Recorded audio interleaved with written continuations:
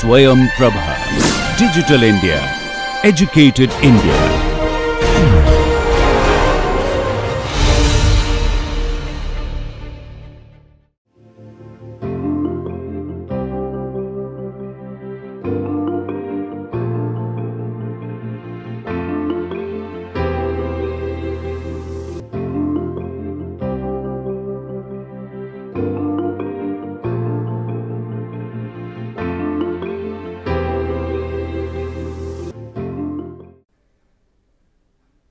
Welcome back. Let us continue our discussion on SIR model for infectious disease dynamics. We will have a quick look into the model.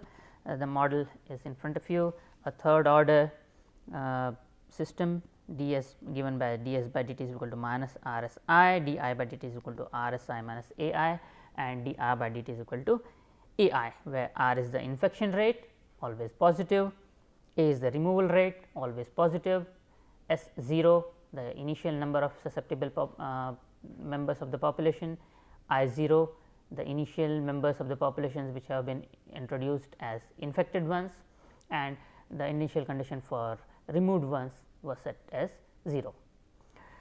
In the last lecture we had a look into the behavior of SI or IS projection of our phase portrait, and we saw how we can use the A by R ratio and the initial susceptible population to make a prediction of whether or not pandemic would prevail.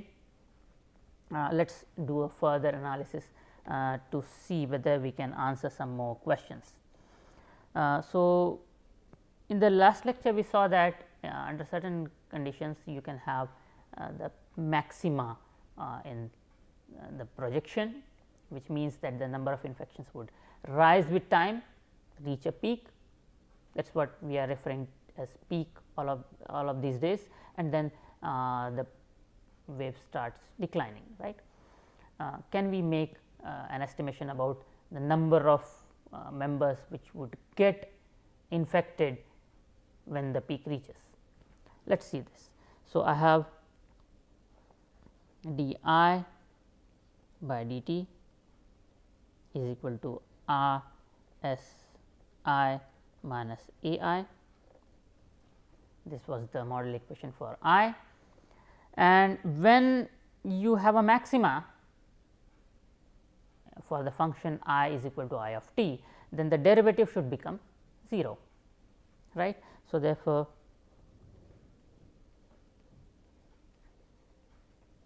at the peak d I by dt is equal to 0, from where I can write R S I minus A I is equal to 0, right, which means R S minus A multiplied by I should be equal to 0. Now, I cannot be 0, because if you do not introduce any if you do not have any infected member, further infection cannot spread. So, therefore, I can write R S minus A should be equal to 0, right. Now, this gives me a condition where for the value of S, the susceptible population, at which you will get a maxima, which means if you remember the I S projection, then we had a system like this, we had a phase line like this. So, this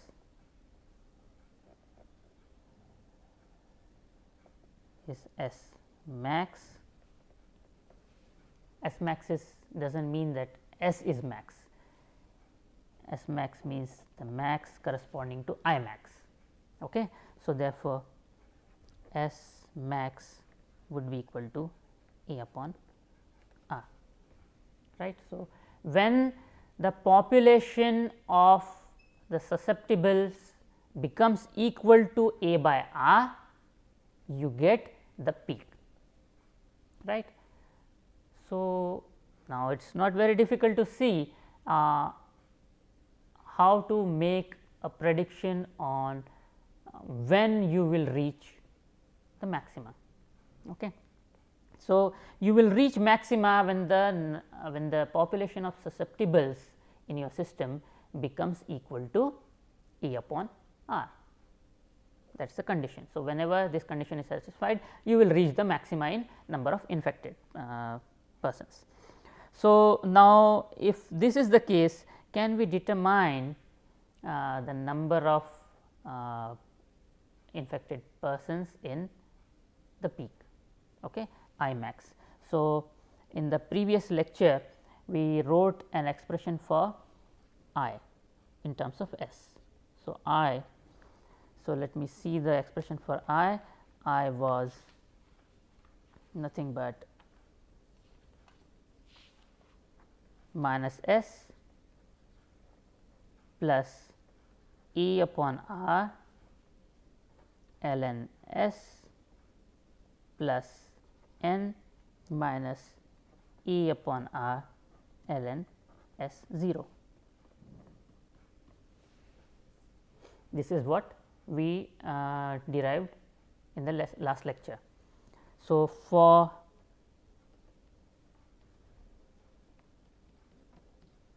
maxima, I have S should be equal to A upon R, from where I can write I max is equal to minus A upon R plus E upon R ln E upon R plus n minus E upon R ln S 0. Fine. So, can I do some rearrangements? So, let me write this as E upon R minus 1 plus ln E upon R S 0 plus n is equal to I max. Okay. So, now the question is that what does, so let me write the question, what does I max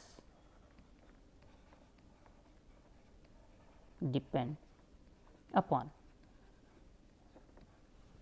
Okay. The answer would be it depends upon n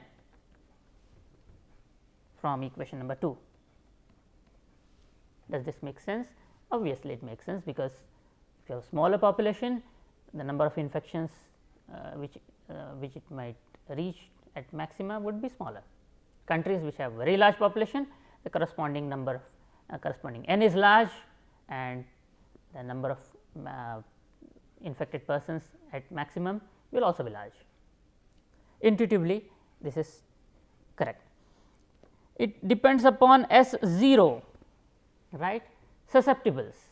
Now, the question is that if you have a population in which everyone is susceptible versus a population in which the number of susceptibles is smaller, which population is more likely to have higher number of infectives?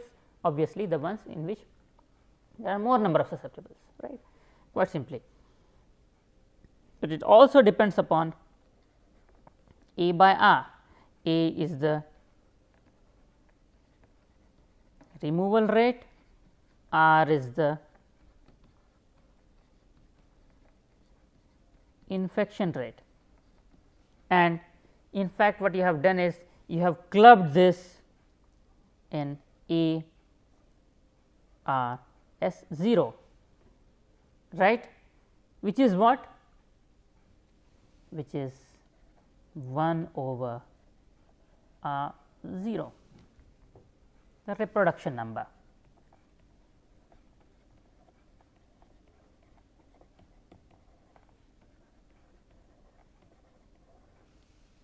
reproduction number. So, this is an interesting observation.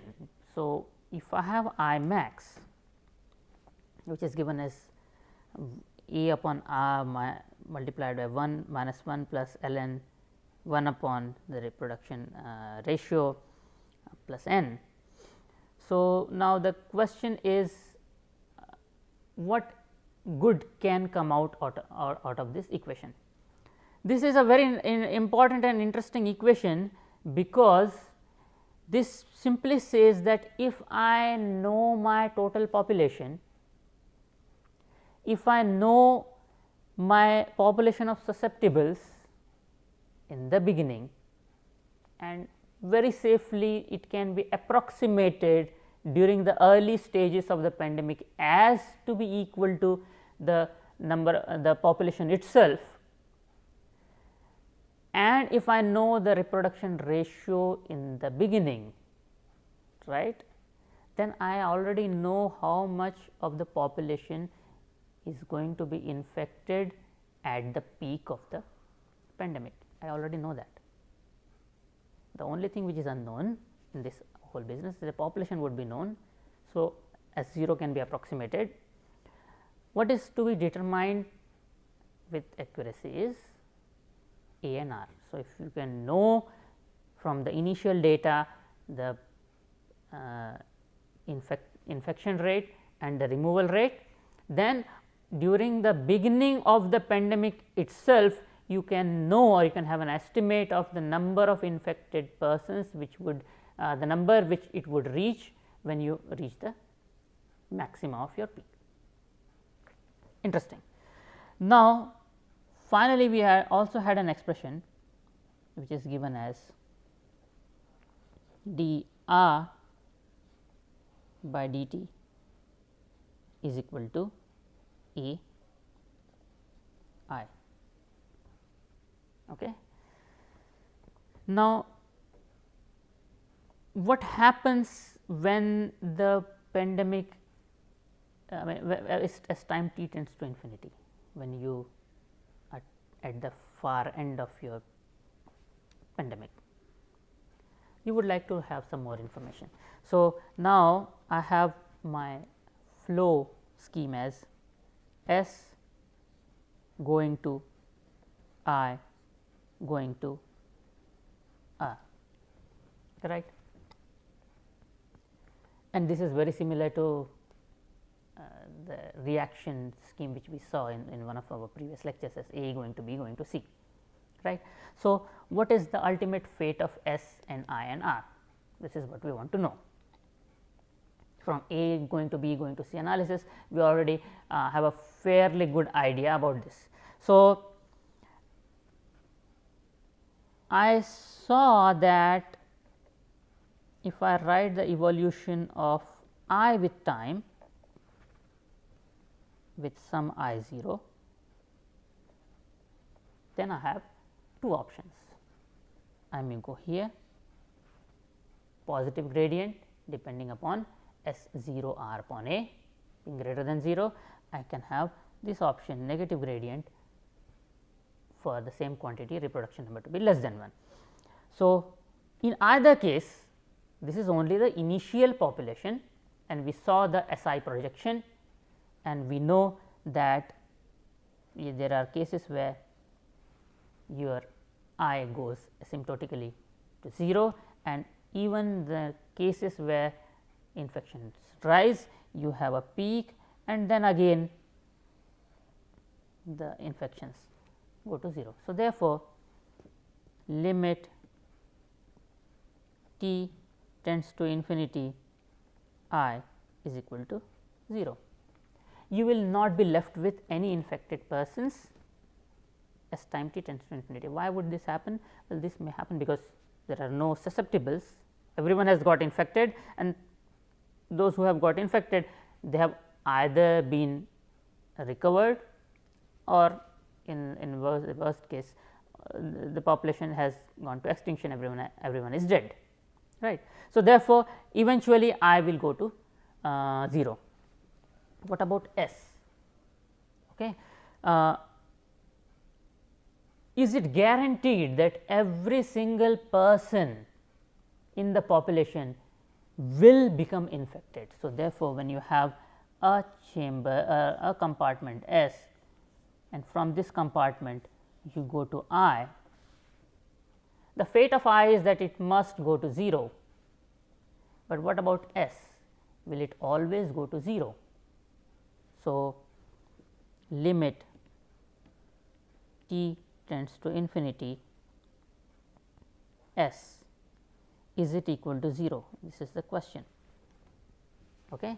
And we know, at least by today's experience, that this may not be the case. It is not, there is no guarantee that every single person in the compartment S will be infected.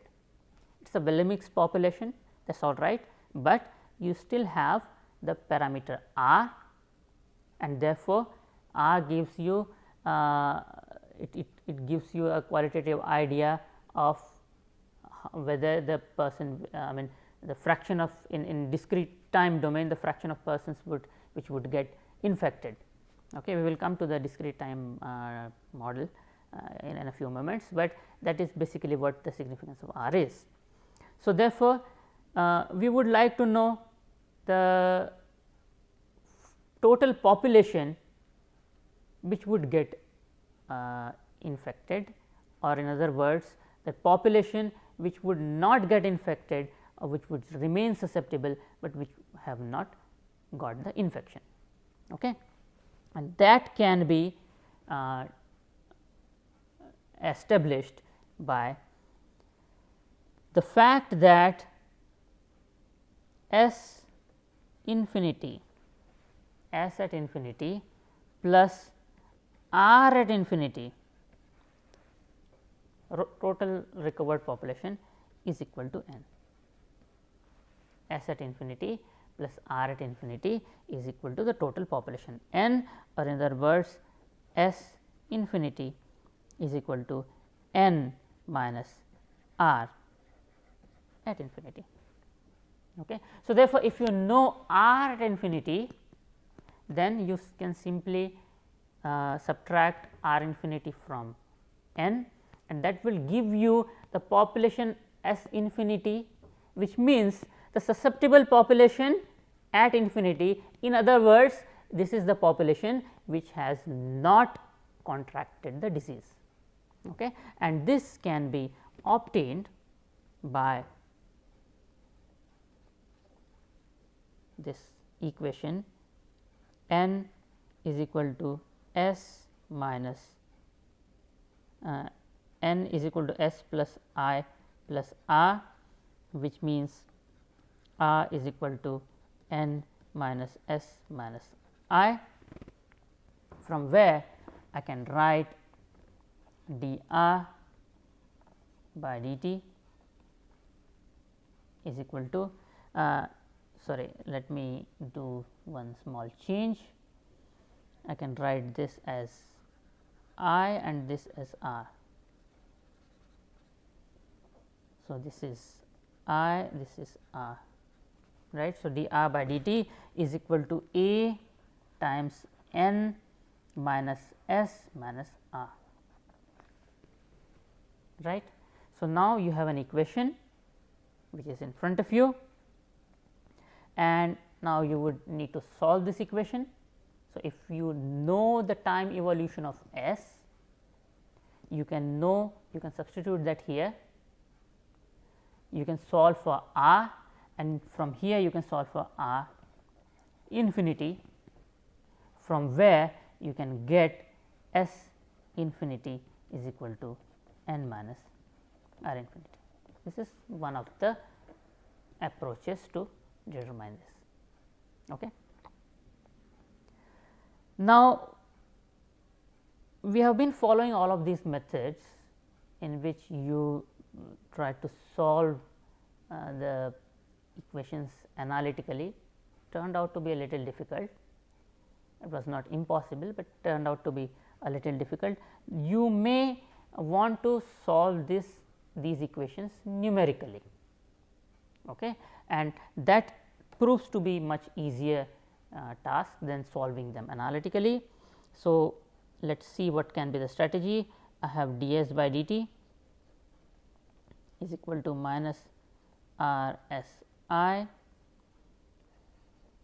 d I by dt is equal to r s I minus a I, and d r by dt is equal to a I. Fine. So, how would I solve this numerically? Let me adopt Euler method.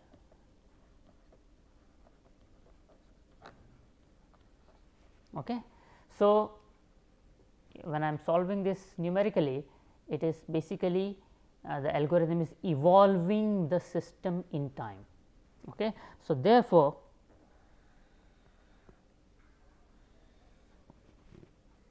I will have the vector S I R, and this would be the steps. Okay, this would be the steps in which my discretized algorithm would evolve the system, okay, and this signifies time and would signify the time. So, following the Euler method, what is the algorithm? I will have S at the step n plus 1 is equal to S at the step n plus delta t, and what is delta t? This is delta t. Okay. This is delta t multiplied by the definition of the derivative which comes from the equation minus r s n I n. Okay. Similarly, I will have I n plus 1 is equal to I n plus delta t r s n I n minus e I n, and finally, capital R n plus 1 is equal to capital R n plus delta t e I n. This method will give you the evolution of the system in time, but how would you start? Evolution means if you know the value at a given instant of time, a discretized time like this, the method to go to the next step is in front of you, but how will you determine the first step? First step is very simple. You know S 0, you know I 0, you know R 0, right. So, therefore, if you know R and A and you have set delta t, if you know R and A and you have set delta t, then the value of S at first instant of time would be simply what? S 0, which is known to you, plus delta t, well, you have set it, minus R is known, S 0 I 0. So, this is known to you. So, therefore, what will happen to S 2? You will determine S 1 and you will plug it here. So, S 1 plus delta t minus R S 1 I 1 and so on. So, in this manner you can evolve your system. There is a larger theory which goes on analyzing the complexity of solutions, the error analysis, convergence and so on. When you adopt a numerical method like Euler technique versus an analytical method, we will not go into those details in this particular course. I encourage you to look into those aspects before you solve this problem numerically, but this is basically the algorithm. Now, we saw previously that one may model a problem in continuous time domain, or it is possible to model it in discrete time domain, and especially for population dynamics, we saw that how one particular approach may be similar or different from the other approach. The SIR model which we discussed till now was analyzed in continuous domain. Can we do this in discrete domain as well? So, what we have here in front of us are the model equations in which you have SIR model in discrete time domain. Okay. So, how do you do this? You do this like this, that you have you define the population S, I and R at given instant of time, okay. And as I made a mention during the population dynamics in the previous lectures, it is not very difficult to see that the next population is going to be dependent upon the current population, as we also saw in the Euler technique, right.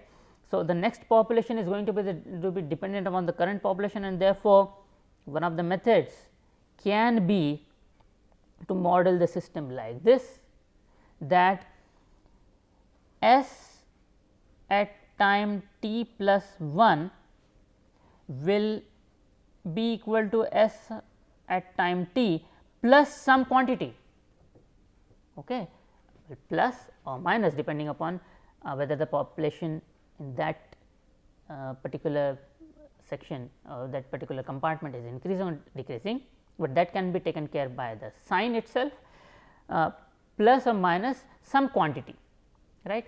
Now, that quantity should be in correspondence with the time rate of change, okay. And we saw in the previous case that the time rate of change is given for S as multiplication of S and I. So, multiplication of S at that instant of time and multiplication of I at that instant of time, but as we saw previously, you cannot simply take this, because there can be a fraction of the population only which would satisfy this condition of binary fission, for example, if you remember our previous case. So, therefore, you must multiply it with a constant, and the constant here in this case is R. So, therefore, here in this case you have minus R S T I T.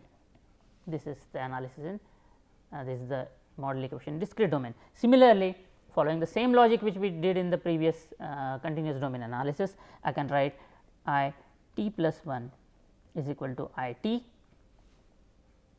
the population at the current instant, plus the influx, contribution from the influx.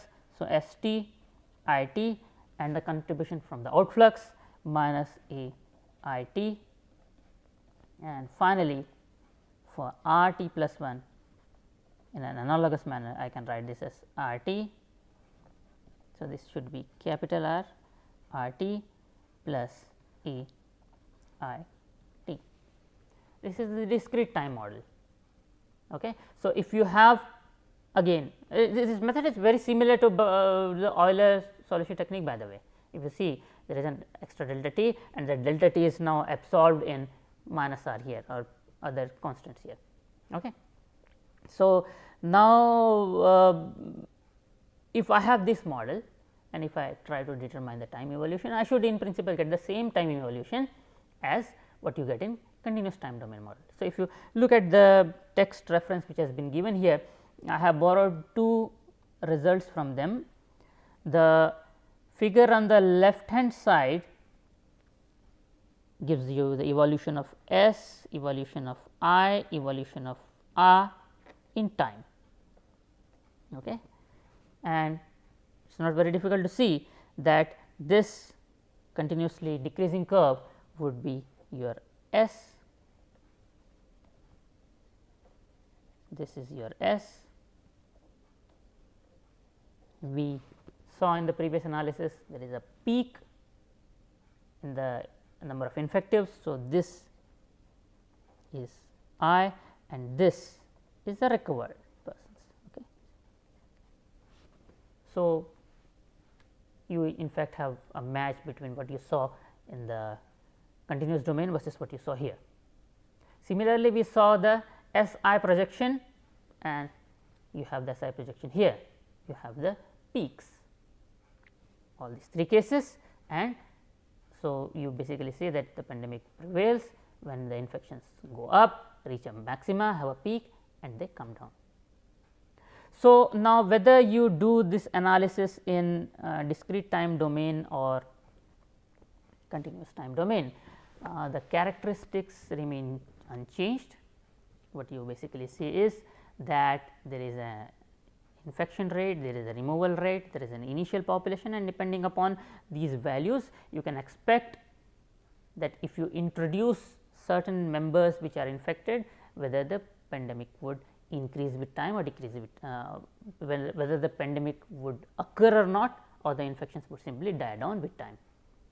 And what also we saw very interestingly is that it is possible to make predictions about the epidemic or pandemic. I am using epidemic and pandemic interchangeably because in today's scenario the way we have interactions in different geographical locations in the world, every epidemic is very likely to be converted to a pandemic. So, now we can say that we can simply use just the term pandemic. So, we also saw that it is possible to make predictions about the evolution of the pandemic right during the beginning of the pandemic itself by knowing the principles of dynamical systems. And we are also seeing, we are also witnessing that there are a lot of models which have come up which make predictions about the evolution of the pandemic. We see many of them to be really very successful. The SIR model which we saw is like the first and the very preliminary model. The models now have become much more sophisticated, but even a simple model as simple as SIR model actually gives us a very good idea about the future projections. Now, the last point which is worth discussing here is that what is the importance of modeling? Why should we bother about modeling? Why so many groups in the world are doing this modeling, and when do they fail? Why do they fail? Is there a specific physics behind them which makes them bound to work or makes them bound to fail? We saw that there are very simple parameters which in the beginning itself would tell you whether the pandemic would whether the infections would grow with time or not. But all of those were dependent upon the parameters A, R and S naught. A is the removal rate, S was the infection rate.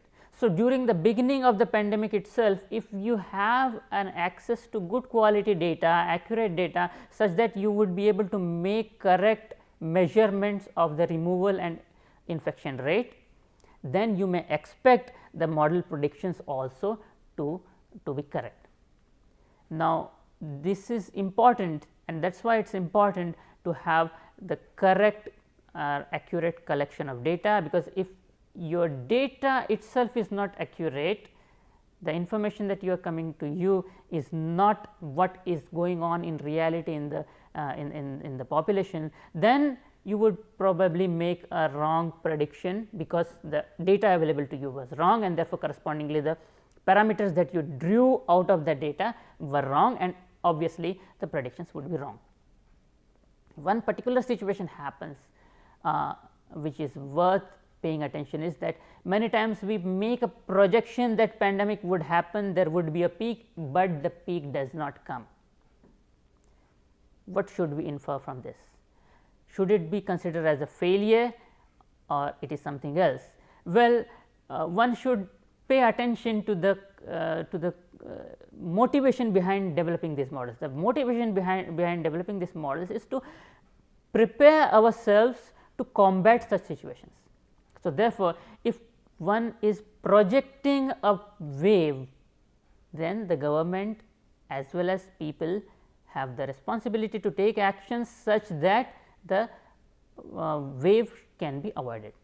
So, therefore, if a projection is made and the wave does not come, that in fact is the success of the entire modeling business, because you were doing this modeling precisely to avoid occurrence of this wave. Yes, but if you predict the wave not to occur and a wave comes, then that particular scenario is in fact the failure of modeling, and the failure of modeling may not necessarily because of the failure of the modeling procedure, but there can be several processes or several reasons responsible behind that. The reasons may be physical, that the model assumptions are not correct, the modeling process is not correct, the mathematical procedure is not correct. One of the reasons can as well be the inaccurate availability of data, but in any case a knowledge of dynamical system can actually help us bring about these wonderful results, which can help us and the society cope up with future evolution of the pandemic. We will take another example of physical systems in the next lecture. Till then, goodbye.